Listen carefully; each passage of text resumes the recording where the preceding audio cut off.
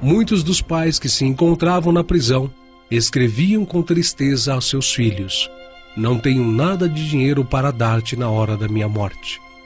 Isso deixava a mãe com toda a carga de manter a família. Geralmente, um filho muito jovem tinha que amadurecer urgentemente para poder ajudar a suprir as necessidades. E isto trouxe bênçãos aos filhos. Aprenderam a trabalhar duro desde a sua infância e, trabalhando, foi a sua maneira de viver. Não tomaram como mal a isto. Era pela causa de Cristo. Não tinham muito tempo para brincar. Aprenderam também a viver sem futilidades materiais. E isto os ensinou nos exercícios da renúncia. Não fizeram os tesouros na terra. Por quê? Porque os ladrões viriam e os roubariam. A sua pobreza material operou neles uma riqueza espiritual. E isto fez com que confiassem em Deus continuamente. Já mais tarde, no século XVI, a reforma protestante encabeçada por Martinho Lutero se espalhava por toda a Europa. Neste mesmo período, a Igreja Católica ainda proibia severamente qualquer pessoa leiga de ler a Bíblia. Segundo o clero, o povo simples não podia compreender as Sagradas Escrituras e tinha que ter a sua ajuda.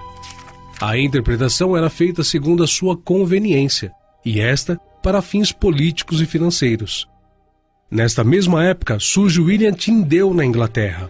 Tyndale graduou-se na Universidade de Oxford em 1515, onde estudou as escrituras no hebraico e no grego. Quando tinha 30 anos, fez uma promessa que haveria de traduzir a Bíblia para o inglês, a fim de que todo o povo, desde o camponês até a corte real, pudesse ler e compreender as escrituras em sua própria língua. Com esse desejo em seu coração, Tyndale partiu para Londres em 1523, buscando o lugar que pudesse dar início ao seu projeto. Em 1524, Tyndale foi obrigado a deixar a Inglaterra e partir para a Alemanha, para dar continuidade ao seu trabalho em vista das grandes perseguições por parte da Igreja Católica. A proibição da leitura da Bíblia agravou-se de tal maneira que até mesmo se uma criança recitasse a oração do Pai Nosso em inglês, toda a sua família era condenada a ser queimada na estaca. Fale, criança. Mostre-nos seu grande conhecimento. Mamãe. Não tem que temer, exceto a ira de Deus, minha menininha. Então fale. Nosso Pai. Sim? E o que mais? Nosso Pai, que estás no céu, santificado seja o teu nome. Seja feita a tua vontade, assim na terra como no céu. O pão nosso de cada dia nos dai hoje. Perdoai as nossas dívidas, assim como nós perdoamos os nossos devedores. Eu solenemente lhe proíbo, criança, para que nunca mais fale o credo, a oração do Senhor ou os 10 mandamentos em inglês. Não precisamos mais ouvir. O pai será queimado. Mas por nossa grande compaixão e misericórdia, a viúva será poupada para prover esta prole, depois de termos ensinado a eles mais uma vez o caminho devoto da igreja. Tome as providências. Levem-no.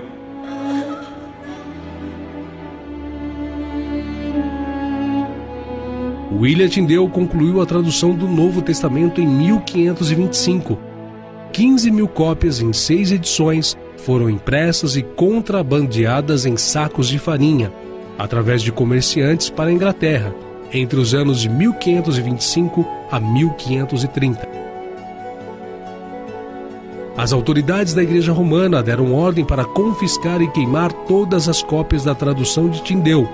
Porém, eles não podiam parar o fluxo da entrada de Bíblias vindas da Alemanha para a Inglaterra. Até mesmo na Escócia, os mercadores escoceses estavam levando a Bíblia para o seu povo.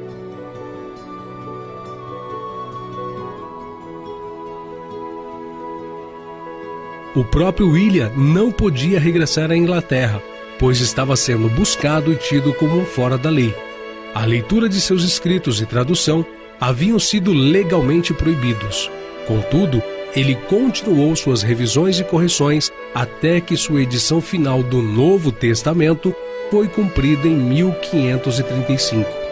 Com esta conclusão, Tyndale iniciou a tradução do Velho Testamento, porém, não viveu bastante a ponto de terminá-la. Você parece conhecer essa cidade melhor do que eu, Harry. Bom dia. O trabalho matinal faz muito bem. É para a glória de Deus. E pela graça de Deus. É Ele quem faz o trabalho se nós o deixarmos agir. E assim nós ganhamos o nosso pão. William, eu acho que fui roubado. Roubado? Onde? Eu não sei. Não faz mal. Eu levava só alguns shillings. Só que eu ia pagar a sua refeição. Eu tenho dinheiro. Eu pagarei a refeição. Não, está proibido. Este convite foi meu. Talvez você me empreste o dinheiro que eu perdi. Claro. Pronto. Aqui está. Eu lhe pagarei assim que voltarmos, tá? Quando puder, Harry. Quando puder. Estou lhe devendo duplamente, William.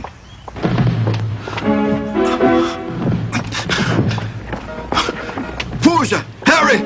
Fuja! Salve-se! Sim. Este é o homem. Levem-no.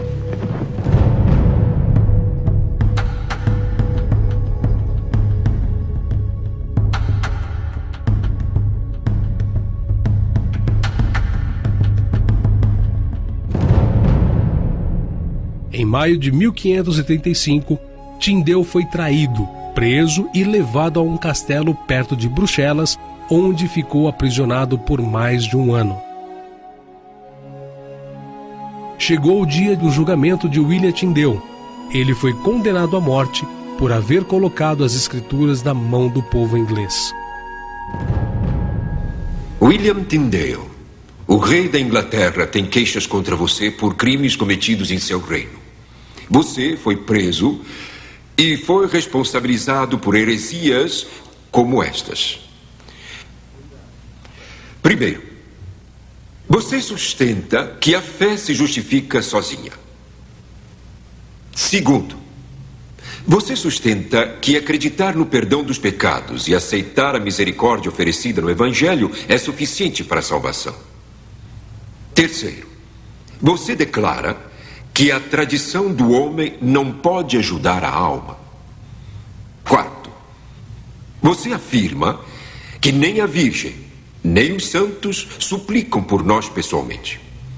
E quinto, você defende que nem a Virgem nem os santos deveriam ser invocados por nós. O que responde?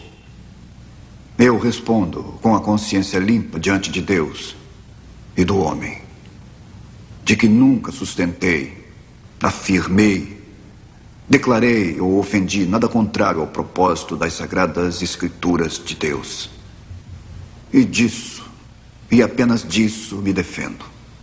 Você diria então que apenas a fé se justifica e não as obras? O fruto que cresce em uma árvore não faz da árvore boa ou má. Ele apenas nos faz saber se a árvore é boa ou se é má. E obras não fazem do homem bom ou mau. Elas apenas fazem ficar evidente a outros homens se aquele que realiza as obras é bom ou mau. O homem se reconcilia perante Deus apenas pela fé. E as obras não servem apenas para fazer que isso seja reconhecido diante dos homens. Esta é a questão do apóstolo Paulo. Como está escrito: pela graça sois salvos, pela fé. E isso não vem de vós mesmos. Este é um dom de Deus, não pelas obras, para que nenhum homem se glorie.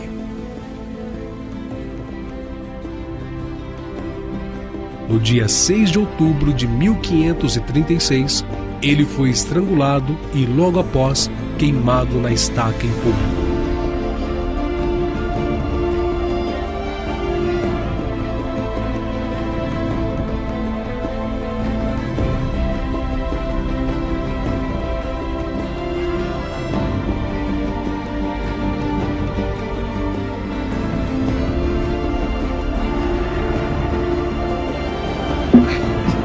Senhor, abra os olhos do rei da Inglaterra.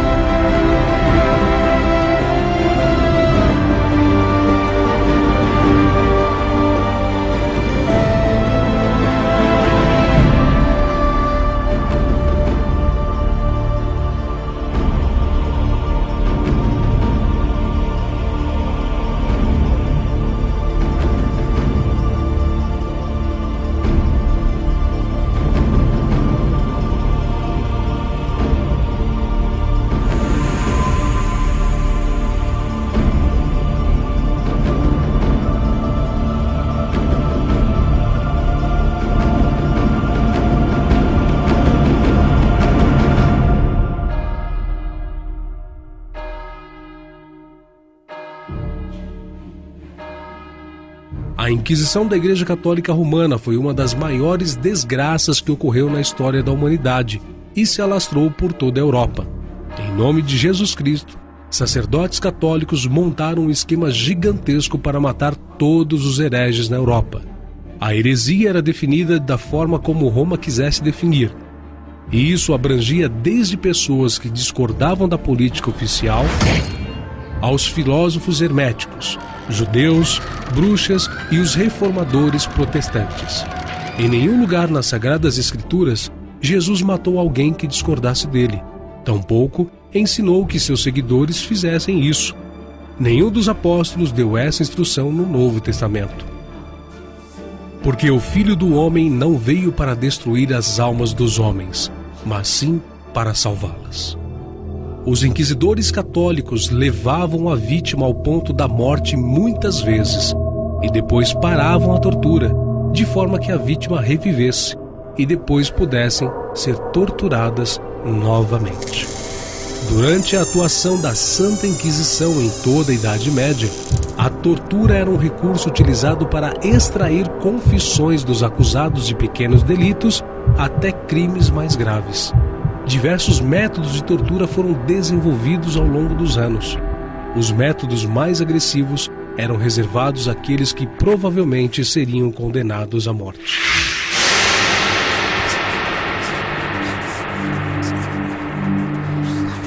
Pesquisando os instrumentos e formas de tortura empregados pela Inquisição, percebe-se que estes não diferiam em nada daqueles empregados contra os mártires da Roma pagã.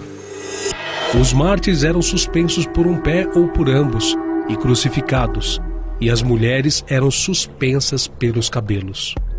Outros eram suspensos pelos pés com uma grande pedra presa ao pescoço, ou então cobertos com mel, presos a estacas fixadas no solo e expostos ao sol para serem torturados por moscas e abelhas. Alguns eram suspensos pelos pés, recebiam marteladas na cabeça.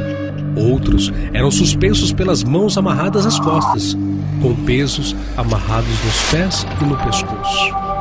Também eram presos a uma grande roda, que depois era atirada de um lugar alto sobre terreno pedregoso. Outros tinham os membros entrelaçados nos raios de uma roda. Permaneciam assim exposto por dias até a sua morte.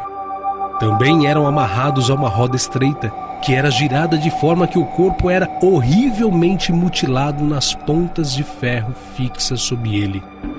Eram colocados em uma talha, tracionada por força humana, estirados, esmagados numa prensa.